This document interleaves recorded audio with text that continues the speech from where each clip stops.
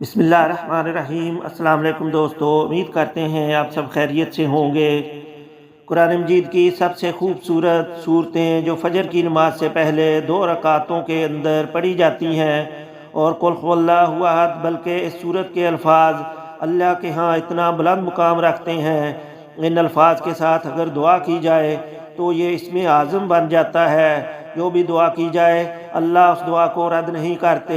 رسول اللہ صلی اللہ علیہ وسلم کے صحابی بیان کرتے ہیں، میں رسول اللہ صلی اللہ علیہ وآلہ وسلم کے ساتھ مسجد میں داخل ہوا، ایک شخص نماز پڑھ رہا تھا اور دعا کر رہا تھا، ان الفاظ کے ساتھ اس نے دعا کی، اللہم انی اسألک یا اللہ بأنک الواحد الاحد الصمد الذی لم یلد ولم یولد ولم یکن لہ کفوا احد ان تغفر لی ذنوبی انک انت الغفور الرحیم۔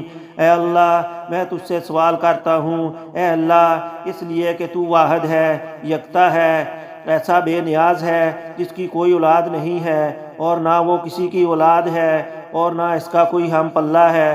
میں سوال کرتا ہوں کہ تو میرے گناہ بخش دے، یقیناً تو بہت زیادہ بخشنے والا بڑا مہربان ہے۔ تو اللہ کے رسول صلی اللہ علیہ وسلم فرمانے لگے، اس ذات کی قسم جس کے ہاتھ میں میری جان ہے، اس شخص نے اسم اعظم کے ساتھ دعا کی، اور جو ان کلمات کے ساتھ دعا کرتا ہے، جو بھی سوال کرتا ہے، اللہ رب العزت اسے عطا کر دیتے ہیں۔ جو بھی دعا کرتا ہے اللہ رب العزت اس کی دعا کو قبول فرماتے ہیں۔ بلکہ رسول اللہ صلی اللہ علیہ وسلم نے فرمایا، جو سورہ اخلاص کی تلاوت کرتا ہے اللہ رب العزت اس کے گناہوں کو بھی معاف فرما دیتے ہیں۔